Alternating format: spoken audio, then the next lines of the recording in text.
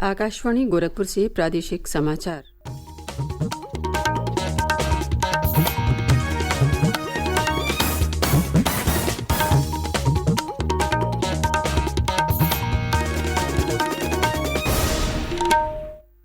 नमस्कार।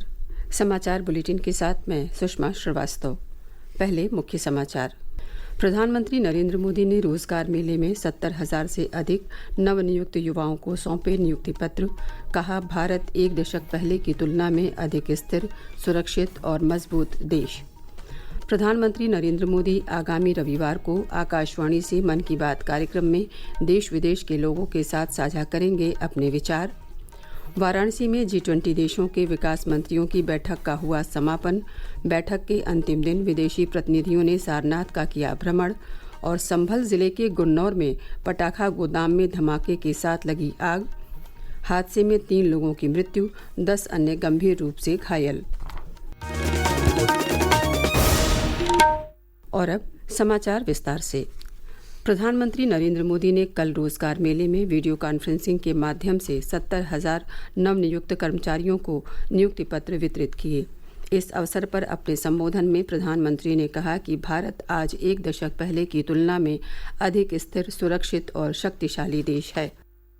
आज भारत एक दशक पहले की तुलना में ज्यादा स्थिर, ज्यादा सुरक्षित और ज्यादा मजबूत देश है। राजनीतिक भ्रष्टाचार, योजनाओं में गड़बड़ी, जनता जनार्दन के धन का दुरुपयोग, पुरानी जितनी सरकारें आप देखेंगे उनकी पहचान यही बन गई। आज भारत सरकार की पहचान उसके निर्णायक फैसलों से होती है। एक डिसिसिव गवर्नमेंट। आज भारत सरकार की पहचान उसके आर्थिक और प्रगतिशील सामाजिक सुधारों से हो रही है। प्रधानमंत्री ने कहा कि आज पूरी दुनिया भारत की विकास यात्रा में भागीदार बनने के लिए उत्सुक है। विश्व की बड़ी बड़ी कंपनियां मैन्युफैक्चरिंग के लिए भारत आ रही हैं। प्रधानमंत्री ने कहा कि ये रोजगार मेले अब राष्ट्रीय जनतांत्रिक गठबंधन और भाजपा सरकार की नई पहचान बन चुके हैं। उन्होंने कहा कि आज निजी और सार्वजनिक क्षेत्रों में रोजगार के अवसरों में बढ़ोतरी देखी जा रही है। श्री मोदी ने कहा कि ये समय उन लोगों के लिए अति महत्वपूर्ण है जो सरकारी सेवाओं में आ रहे हैं। इस समय सरकारी नौकरी में आ रहे हैं, उनके लिए ये बहुत महत्वपूर्ण समय है। आजादी का अमृत काल अभी शुरू ही हुआ है। आपके सामने अगले 25 वर्षों में भारत को विकसित राष्ट्र बनाने का लक्ष्य है। आपको वर्तमान के साथ ही देश के उज्जवल भविष्य के लिए भी जी जान से जुट जाना है। प्रधानमंत्री ने कहा कि रोजगार का ये अभियान देश में पारदर्शिता और सुशासन का साक्ष्य है। उन्होंने कहा कि सपनों को साकार करने में भाषा कभी भी बाधा नहीं बननी चाहिए। प्रधानमंत्री ने कहा कि प्रवेश परीक्षाएं अब क्षेत्रीय भाषाओं में भी आयोजित की जा रही हैं, जिससे देश के युवाओं को अपनी सामर्थ्य प्रदर्शित करने का नया अवसर मिल रहा है। प्रदेश के 4 शहरों गोरखपुर, वाराणसी, लखनऊ और मुरादाबाद में रोजगार मेलों का आयोजन किया गया। केंद्रीय वाणिज्य एवं उद्योग राज्य मंत्री अनुप्रिया पटेल ने गोरखपुर में बाबा गंभीरनाथ सभागार में आयोजित रोजगार मेले में 157 नवनियुक्त कर्मचारियों को नियुक्ति पत्र प्रदान किए। श्रीमती पटेल ने अपने संबोधन में कहा कि मिशन रिक्रूटमेंट के तहत रोजगार मेले का शुभारंभ पिछले वर्ष किया गया था। इस महत्वाकांक्षी अभियान का उद्देश्य विभिन्न सरकारी भर्ती प्रक्रियाओं को तेज करते हुए एक वर्ष में 10 लाख युवाओं को रोजगार प्रदान करना है। इस अवसर पर सदर सांसद रवि किशन भी मौजूद रहे। वाराणसी में केंद्रीय भारी उद्योग मंत्री डॉक्टर महेंद्रनाथ पांडे ने 143 नवनियुक्त कर्मचारियों को नियुक्ति पत्र सौंपे। उन्होंने कहा कि प्रधानमंत्री नरेंद्र मोदी के नेतृत्व में हर हाथ रोजगार के लक्ष्य के साथ सरकार लगातार युवाओं को रोजगार दे रही है। लखनऊ के इंदिरा गांधी प्रतिष्ठान में आयोजित रोजगार मेले में केंद्रीय महिला एवं बाल विकास तथा अल्पसंख्यक मामलों की मंत्री स्मृति ईरानी ने नवनियुक्त कर्मचारियों को नियुक्ति पत्र वितरित किए। प्रधानमंत्री नरेंद्र मोदी आगामी 18 जून को आकाशवाणी से मन की बात कार्यक्रम में देश विदेश के लोगों के साथ अपने विचार साझा करेंगे। एक ट्वीट में श्री मोदी ने लोगों से इस कार्यक्रम के बारे में अपने सुझाव साझा करने की अपील की है। लोग अपने सुझाव नमो ऐप या माई GOV पोर्टल पर भेज सकते हैं।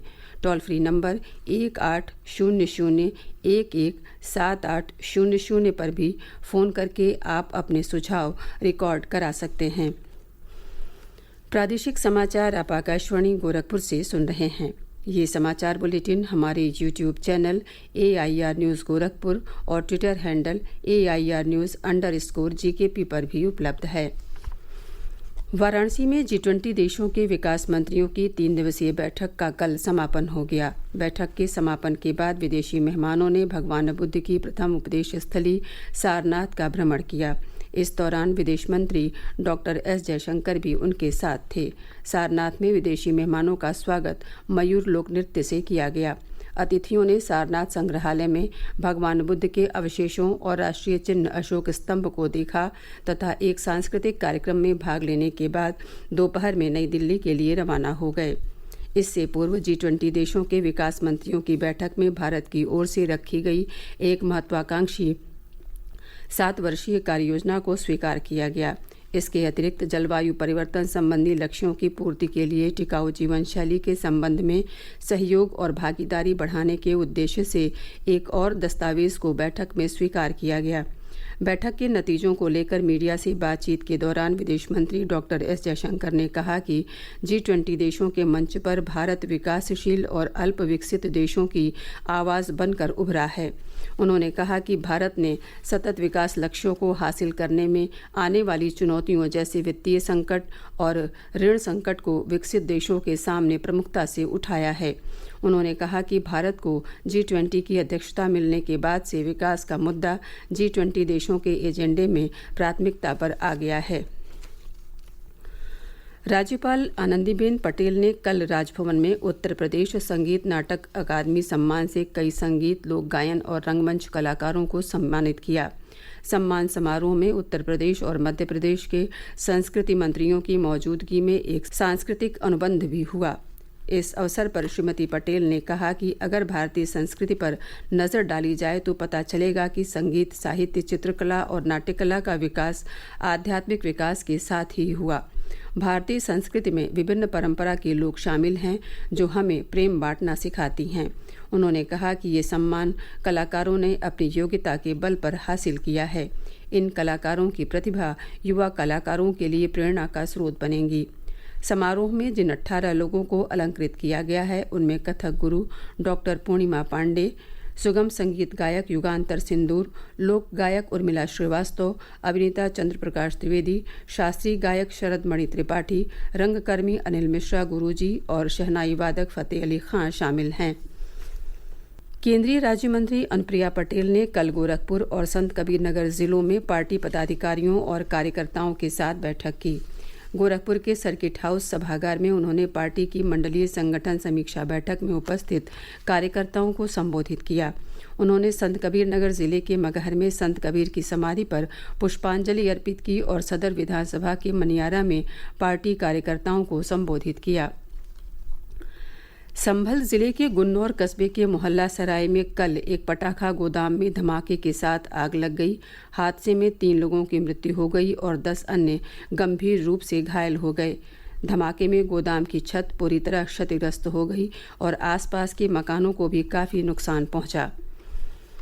और अब कुछ समाचार संक्षेप में। प्रदेश में कल से 21 जून तक योग सप्ताह का आयोजन होगा। जौनपुर में जिलाधिकारी अनुज कुमार झा ने कल योग सप्ताह पर प्रस्तावित गतिविधियों के संबंध में समीक्षा बैठक की और अधिकारियों को आवश्यक दिशा निर्देश दिए। केंद्रीय कृषि मंत्री नरेंद्र सिंह तोमर ने कल रायबरेली में लाभार्थी सम्मेलन को संबोधित किया। उन्होंने कहा कि केंद्र सरकार देश के 80 करोड़ लोगों को निःशुल्क खाद्यान्न उपलब्ध करा रही है। पीलीभीत टाइगर रिजर्व से बाहर निकले एक तेंदुए का शव कल जंगल के पास एक खेत से बरामद किया गया। शव को पोस्टमार्टम के लिए IVRI बरेली भेजा गया है। और अब अंत में मुख्य समाचार एक बार फिर। प्रधानमंत्री नरेंद्र मोदी ने रोजगार मेले में 70,000 से अधिक नवनियुक्त युवाओं को सौंपे नियुक्ति पत्र। कहा, भारत एक दशक पहले की तुलना में अधिक स्थिर, सुरक्षित और मजबूत देश। प्रधानमंत्री नरेंद्र मोदी आगामी रविवार को आकाशवाणी से मन की बात कार्यक्रम में देश विदेश के लोगों के साथ साझा करेंगे अपने विचार। वाराणसी में G20 देशों के विकास मंत्रियों की बैठक का हुआ समापन। बैठक के अंतिम दिन विदेश मंत्रियों ने सारनाथ का किया भ्रमण।